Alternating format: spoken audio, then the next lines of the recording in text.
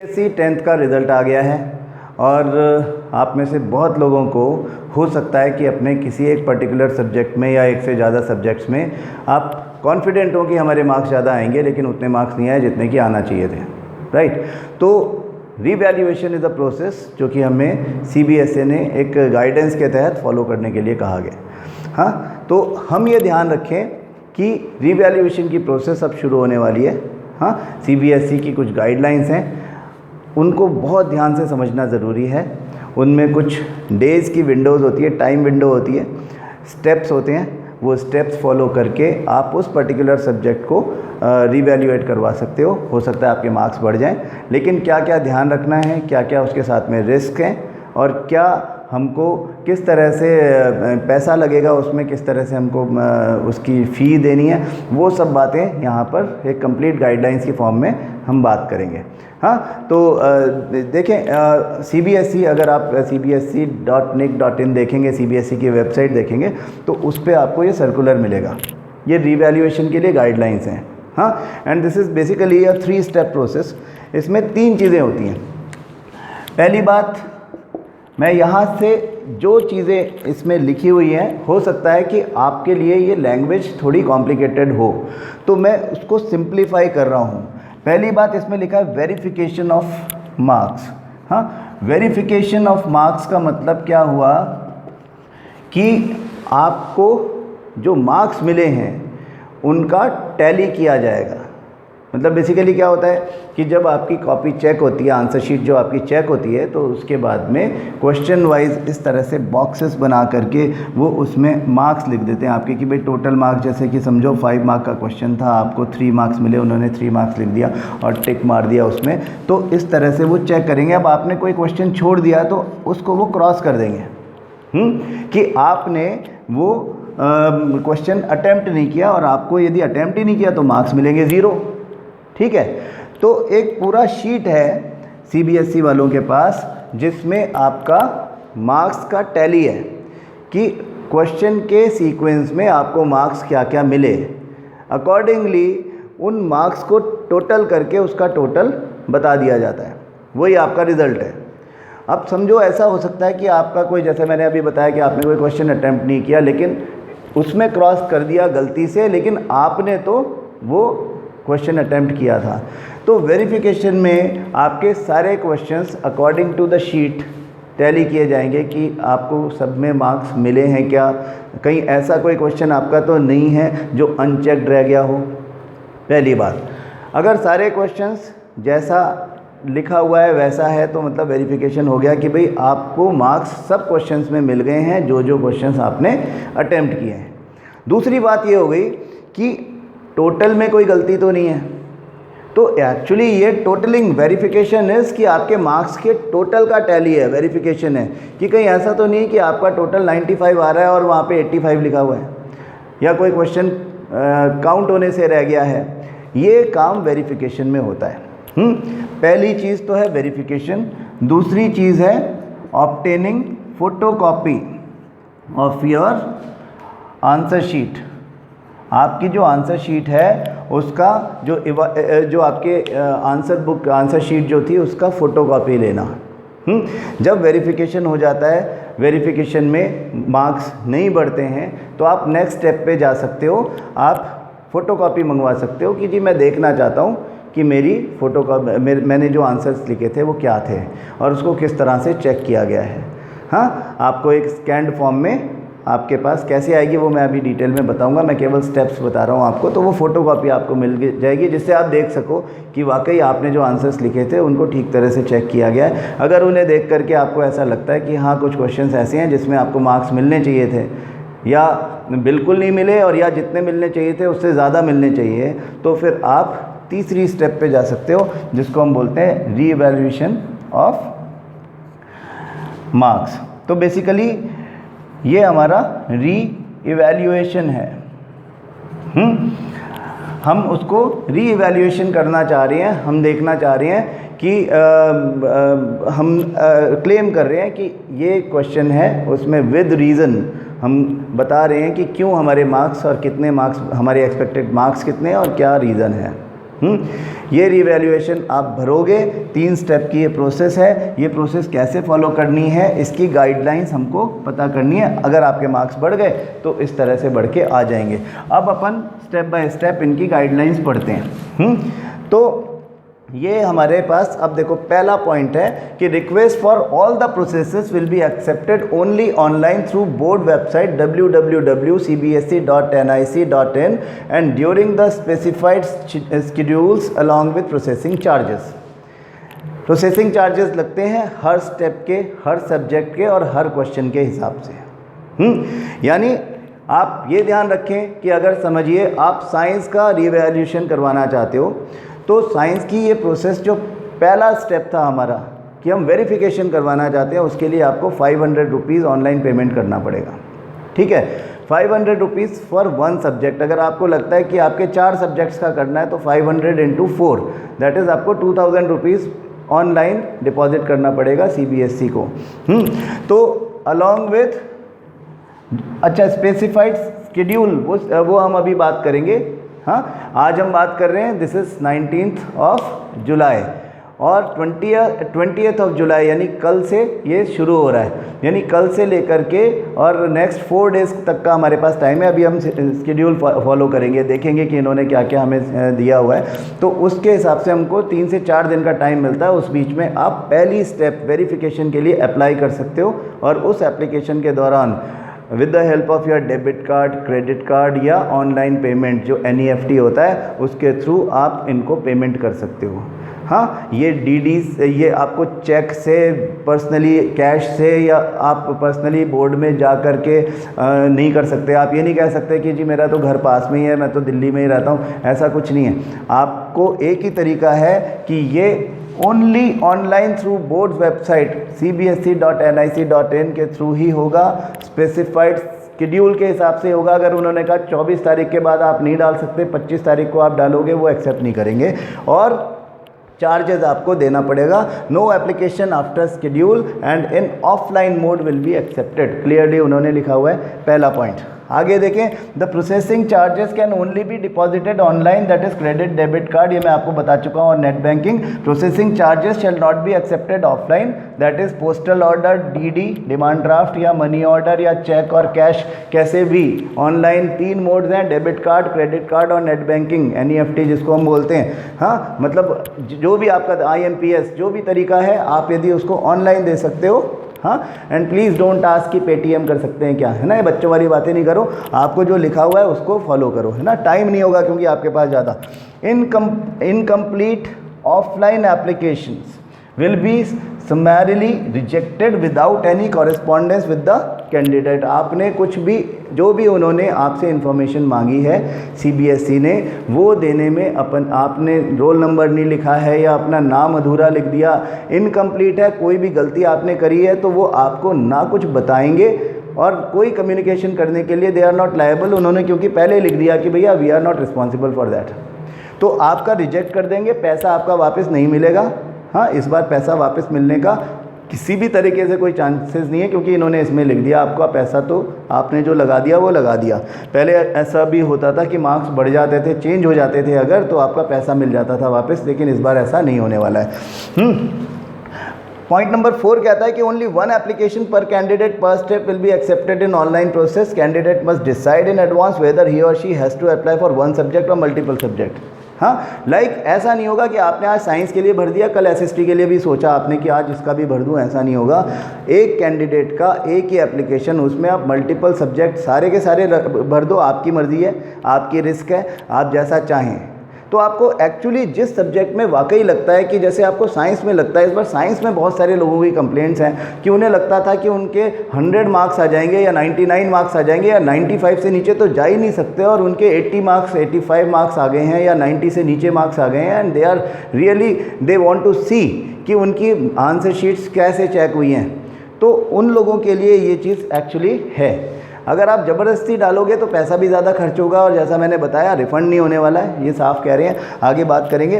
तो एक एप्लीकेशन में ही कहने का मतलब कि जो भी आपको करना है पहले से डिसाइड कर लो। वेरिफिकेशन के लिए एप्लीकेशन जाएगा सबसे पहले, अगले 4 दिन में जाने वाला है, तो आप उसको एक साथ निपटा दो। जो जो सब्जेक्ट डालने हैं वो एक ही एप्लीकेशन में डाल दो, दूसरा मौका आपको नहीं मिलेगा। नंबर 5 कहते हैं कि board will not be responsible for any loss और डैमेज और any inconvenience cause to the candidate consequent to the revision of marks और delay in communication for reasons beyond control. किसी भी वजह से कम्युनिकेशन का वो नहीं हो पाया, आप बोले कि जी मेरा तो मोबाइल बंद था, कम्युनिकेशन मेरे को तो पता ही नहीं चला, मैं तो वेबसाइट नहीं देख पाया था, मेरा तो इंटरनेट ख़राब था, मैं तो जहाँ रहता हूँ वहाँ पे बाढ़ आई हुई थी। सीबीएसई को इससे कोई लेना देना नहीं है। दूसरी बात, कंसीक्वेंसेस कुछ भी हो सकते हैं, आपके मार्क्स कम भी हो सकते हैं, ज़्यादा भी हो सकते हैं, आगे बात करेंगे। किसी के 40 मार्क्स आए हैं और उसे लगता है कि मैं मार्क्स बढ़वा लूँ अपने, और उसके और कम हो गए और उसकी सप्लीमेंट्री आ गई है, तो ये सब हालांकि ऐसा होता नहीं है, लेकिन मैं एक बात बता रहा हूँ कि ये कंसीक्वेंस है, और वो कह रहे हैं कि एनी डैमेज और any consequences CBSE is not responsible. तो ये तो डिस्क्लेमर्स हैं, ये तो लिखना पड़ते हैं, रूल्स एंड रेगुलेशंस हैं। हाँ, decrease even bye 1 mark shall be affected. इस बात का मतलब समझो, मतलब आपका 1 मार्क, आपके थे मार्क्स 85 और आपका 1 नंबर कम हो गया, तो अब आपके जो नए मार्क्स होंगे 84 मार्क्स, वही इफ़ेक्टिव माने जाएंगे सीबीएसई के रिकॉर्ड्स में। अभी तक क्या होता था कि ऐसा भी हो जाता था, 2 साल पहले तक तो ये भी था कि आपके जैसे 90 मार्क्स हैं, आपने सोचा कि मेरे 95 आने चाहिए, आपने उसको बढ़ाने के लिए एप्लीकेशन दिया और वो आपके मार्क्स हो गए 88, तो वो कहते थे कि अच्छा चलो 90 मान लेते हैं। हाँ, जो पहले ज़्यादा वाला था वो मान लेते हैं। तो इसमें एक जो रिस्क फैक्टर था वो नहीं था, अभी वो भी है। इन्होंने बड़ा क्लियरली लिखा है और उसको अंडरलाइन किया है कि decrease even bye 1 mark shall be affected. ये इसलिए लिखा है, इसको लेकर के घबराने की ज़रूरत नहीं है। अगर ये इसलिए लिखा है कि कई लोग सिर्फ बिना बात काम बढ़ाने के लिए, सीबीएसई का काम बढ़ जाता है। देखो, अगर 1 लाख लोगों ने अप्लाई कर दिया तो सीबीएसई को 1 लाख आंसर शीट्स रिवैल्यूएट करनी पड़ेगी, वेरिफिकेशन करना पड़ेगा, तो उसका वो पैसा ले रहे हैं, फ़ाइन, लेकिन टाइम तो लगता है ना, तो उनको उस टाइम फ्रेम में काम करना पड़ेगा। इस बार क्योंकि ये कोरोना का प्रॉब्लम था और उनके पास टाइम की कमी है, तो इस वजह से उन लोगों ने डिस्करेज किया उन लोगों को जिनको पता नहीं है एक्चुअली उनके मार्क्स बढ़ेंगे या नहीं, लेकिन फिर भी उन्होंने अप्लाई कर दिया। हाँ, कि किसी की बहुत डांट पड़ रही है तो वो सोचता है कि यार डांट पड़नी कम हो जाएगी, वो बोलेगा कि देखो सब कर रहे हैं, मैं भी कर लेता हूँ, मेरे भी मार्क्स बढ़ जाएंगे, सबके मार्क्स बढ़ जाएंगे, आप तो अप्लाई कर दो तो पापा कम डांटेंगे। हाँ, तो वो ऐसे लोगों को जिनके मार्क्स बढ़ने तो कुछ है नहीं, लेकिन वो फिर भी वेरिफिकेशन के लिए डाल देते हैं और फिर उसके बाद उन्हें वो सीबीएसई का टाइम वेस्ट होता है। उन लोगों को डिस्करेज करने के लिए ये है, जो जेन्युइन केसेस हैं, जिनको लगता है कि 95 प्लस आने थे और 80 मार्क्स आ गए हैं, वो डेफिनेटली करें। ये आपको डिस्करेज करने के लिए नहीं है। यदि आपको ये कन्विक्शन है, आपको पता है अच्छे से कि मेरे मार्क्स बढ़ने वाले हैं, तो वो ज़रूर बढ़ेंगे। हाँ, उसके बढ़ने के पूरे चांसेस हैं, तो don't get discourage by this point. आगे देखें, पॉइंट नंबर 7, 8, 9 क्या बोलते हैं? In cases where there is change in marks, increase और डिक्रीज दोनों हो सकता है, such candidate shall have to surrender the marksheet which is in their position. आपको मार्कशीट मिल गई है आपके स्कूल्स के थ्रू, आपको वो मार्कशीट सरेंडर करनी पड़ेगी। जैसे आपके मार्क्स बढ़ गए, 90 मार्क्स थे, 95 हो गए, अब आपको अपनी मार्कशीट नई बनवानी है, तो आपको पहले पुरानी मार्कशीट जो आपके पोजीशन में है वो सरेंडर करनी पड़ेगी। ऑब्वियसली सीबीएसई को देना पड़ेगी क्योंकि you can not have 2 marksheet simultaneously. तो ओरिजिनल मार्कशीट उनके पास आएगी, वो उसका क्या करते हैं ये उनका मामला है। वो आपको नई मार्कशीट तभी देंगे जब पुरानी मार्कशीट आपकी उनके पोजीशन में आ जाएगी, आपके पोजीशन से निकल के। ठीक है, तो such candidate surrender marksheet which is in their position, thereafter they shall be issued a new marksheet.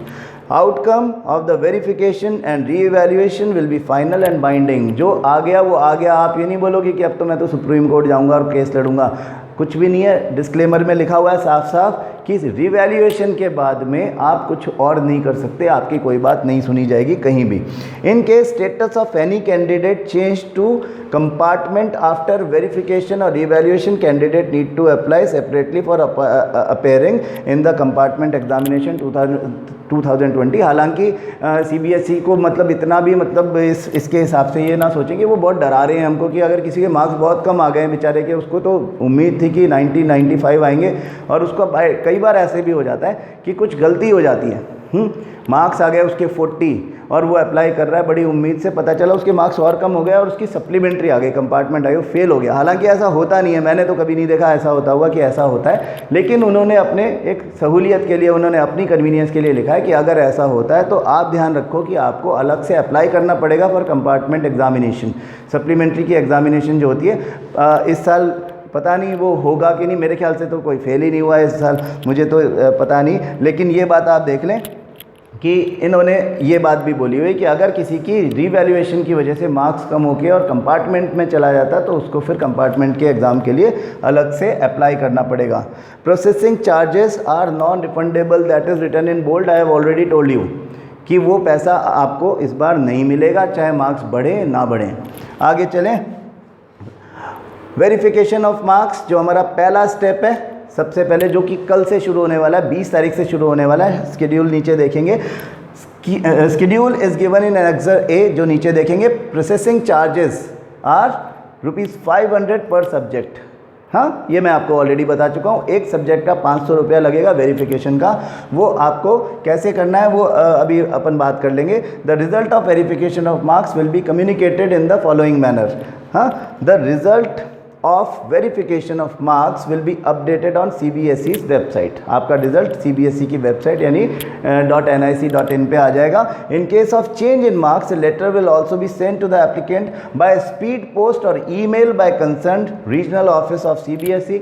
Basically वो तो स्पीड पोस्ट से भेजते ही हैं, लेकिन इस बार ईमेल भी साथ में ऐड किया हुआ है, ईमेल के साथ में भी आपको ये इंटीमेशन होगा। In case where there is no change of marks, no letter will be sent. अगर आपके मार्क्स बढ़ेंगे तब तो आपके पास लेटर आएगा, नहीं बढ़ेंगे तो नहीं आएगा, CBSE कुछ नहीं बोलेगा।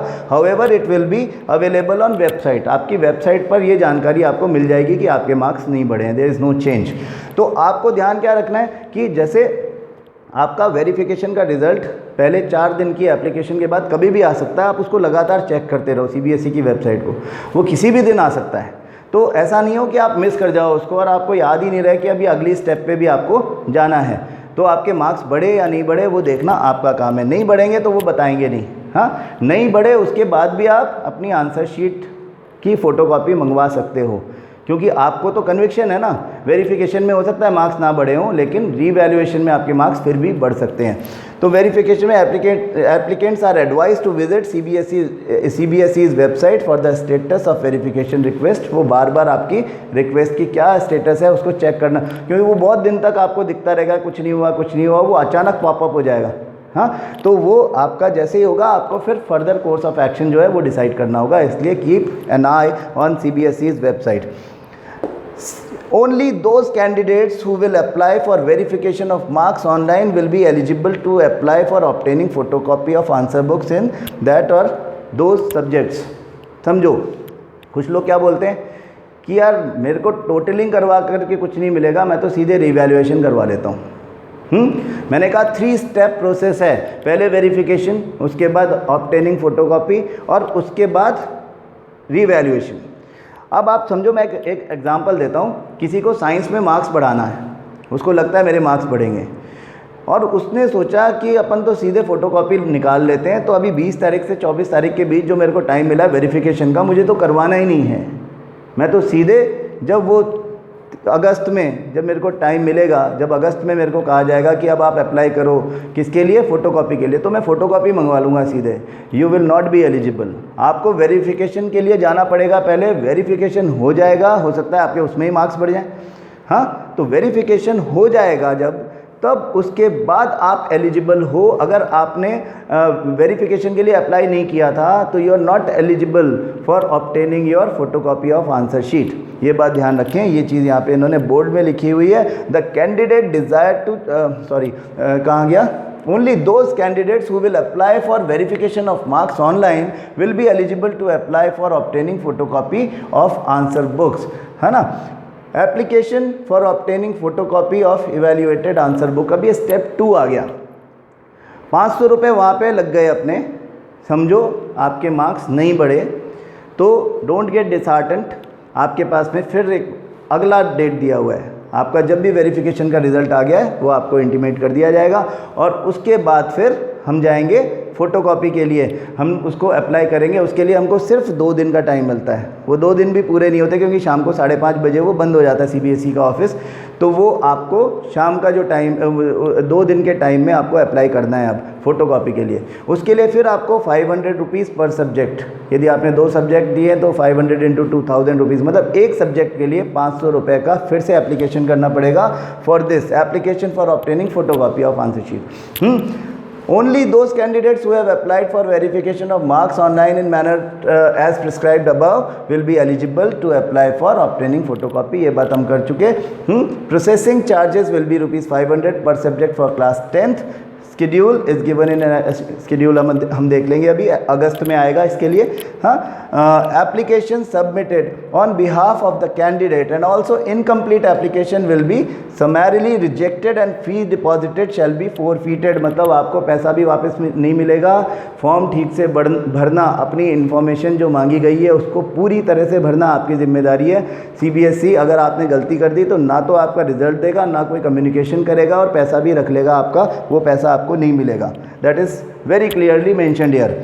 Photocopy of the evaluated answer book will be provided in the candidates login account। अभी ये login account क्या आ गया, ये एक नई चीज़ आ गई। हाँ, एक वर्ड लिखा हुआ है login account। तो बेसिकली क्या है ये कि आप जब CBSE की वेबसाइट पर अप्लाई करोगे तो वो आपसे आपकी कुछ इन्फॉर्मेशन मांगेंगे, आप वो इन्फॉर्मेशन डालेंगे तो आपको एक लॉगिन मिल जाएगा, हाँ, फॉर फर्दर कम्युनिकेशन।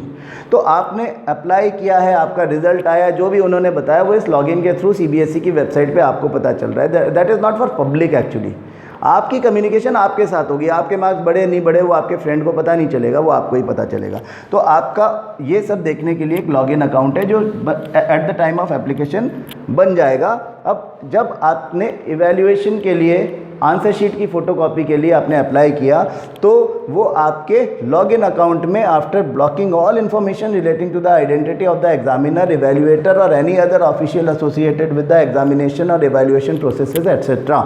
यानी जो लोग उसको चेक करते हैं, आपको आंसर शीट जो मिलेगी उसमें उस चीज़ को ऐसा वाइट लगा करके उनके नाम मिटा दिए जाएंगे। हाँ, आप ये नहीं देख पाओगे कि किन लोगों ने आपको मार्क्स देने के लिए कौन लोग इन्वॉल्व थे। वो चीज़ें हटा करके और आपको स्कैन्ड फॉर्म में आपको फ़ोटोकॉपी आपके लॉगिन अकाउंट में मिल जाएगी, वही लॉगिन जो CBSE ने आपको दिया था, यानी on the website only cbse.nic.in। समझ गए? ये इसलिए होता है कि कहीं कोई बहुत इन्फ्लुएंशियल हो, हाँ, वो कहीं उसको टीचर को या जो भी इवैल्यूएटर हैं उनको थ्रेटन करने की कोशिश करे या ब्राइब करने की कोशिश करे, किसी भी तरह से मतलब कोई अनफेयर मीन्स अपनाने की कोशिश ना करे, इसके लिए ऐसा किया जाता है। आपको उसके बारे में कुछ सोचना नहीं कि आप तो अच्छे लोग हो, आप ऐसा कुछ नहीं करोगे। हाँ, लेकिन देखें कि इसके आगे की हम बात कर रहे हैं कि एप्लीकेशन सबमिटेड ऑन बिहाफ, ये बात हम कर चुके। फ़ोटोकॉपी आपको लॉगिन अकाउंट में मिल जाएगा। Applicants are provided scanned copy of the answer book, ये मैंने आपको बता दिया। If the candidate desires to challenge the marks awarded to any question then he और she will have to apply online as per the schedule for re-evaluation of marks. अब आपको लगता है कि आप जैसे फिर मैं साइंस का एग्जाम्पल ले रहा हूँ कि आपको लगा कि question number this, question number this, question number this, इसमें मुझे 0 मिल गया है, मुझे 3 मार्क्स मिलना चाहिए था, 5 मिलना चाहिए था, XYZ कुछ भी मिलना चाहिए था, तो आप उसके लिए अप्लाई करोगे। पर क्वेश्चन 100 रुपीज़ चार्ज लगेगा। आपने समझो 6 क्वेश्चन के लिए अप्लाई किया, 5 क्वेश्चन के लिए अप्लाई किया तो 5 × 100, 10 क्वेश्चन के लिए अप्लाई किया तो 10 × 100। जितने क्वेश्चन के लिए आप अप्लाई करोगे उतना पैसा आपको यहाँ पे देना पड़ेगा।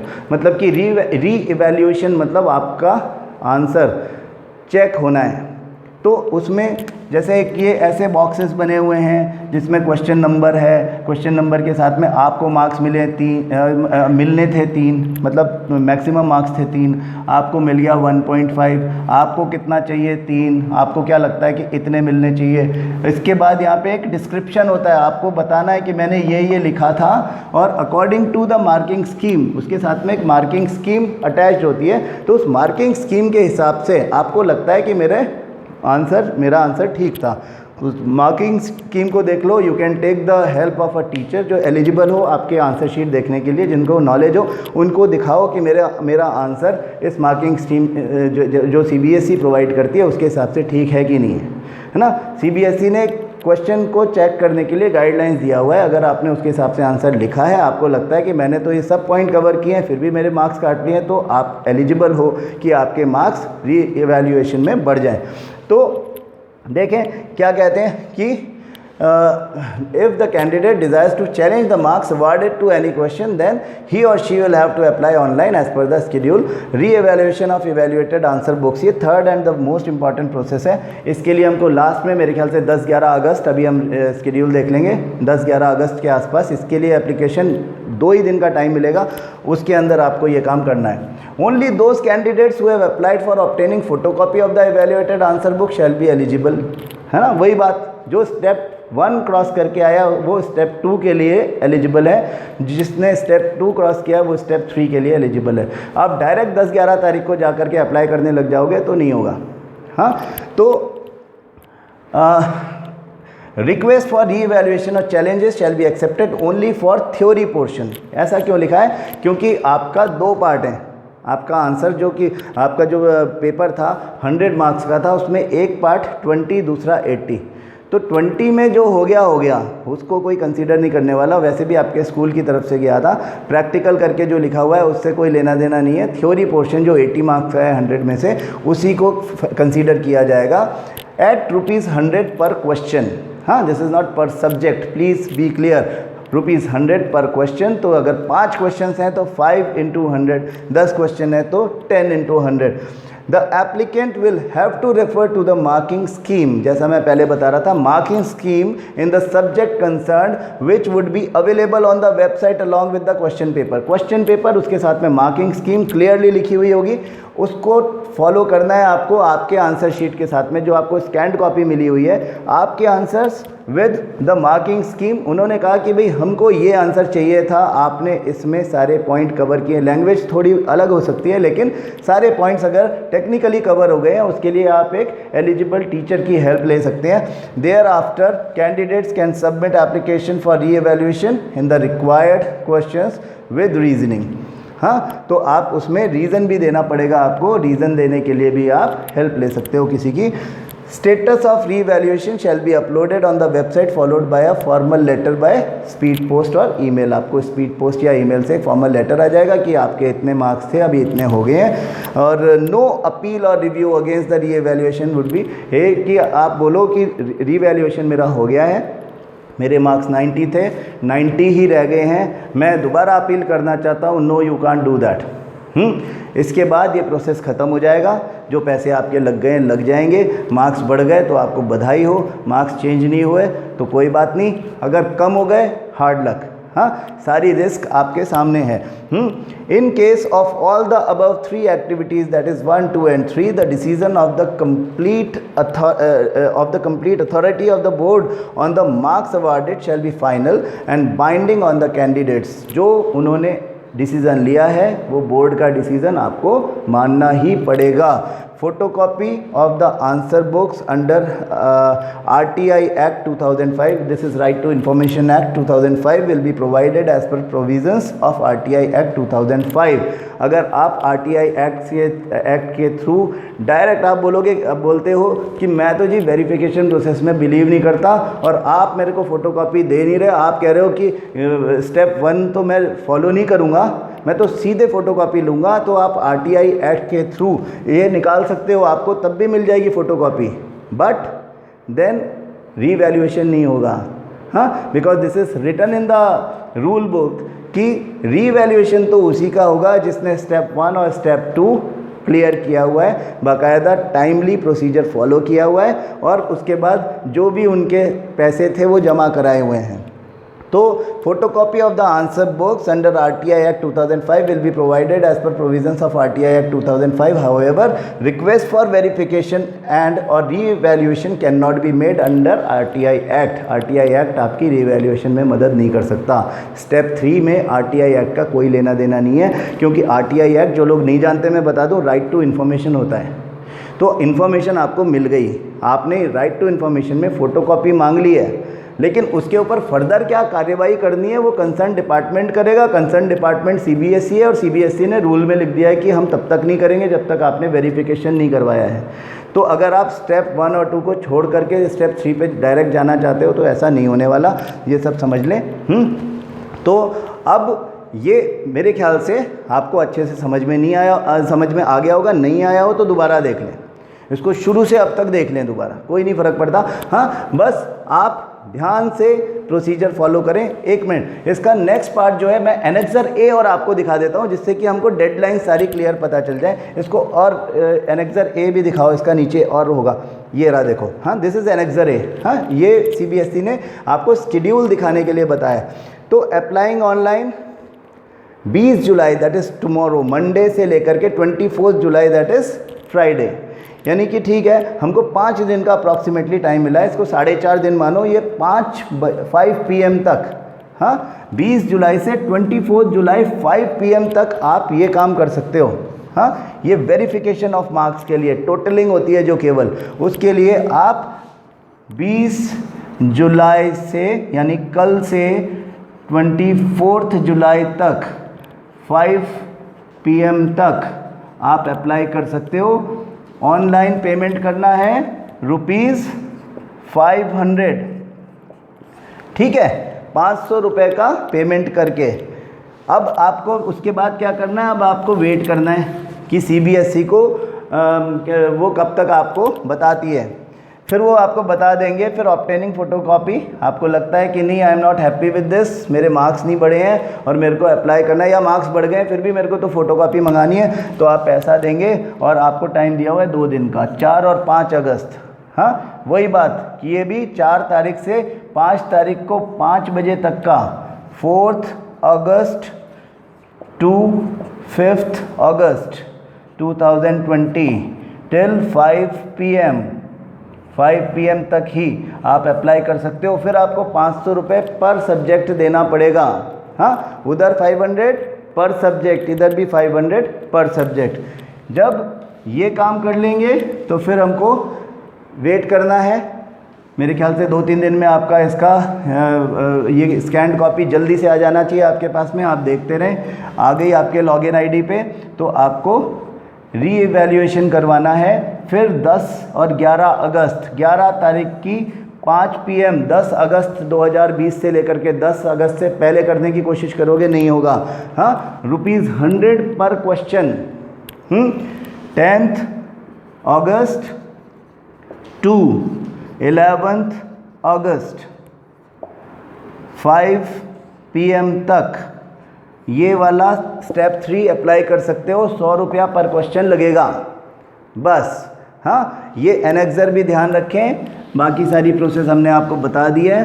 कोई डाउट है फिर शुरू से देखें। All the very best. I want कि जो भी अप्लाई करे उस सबको मार्क्स मिल जाए उतने जितने वो चाहता है। हाँ, तो all the very best. Thank you.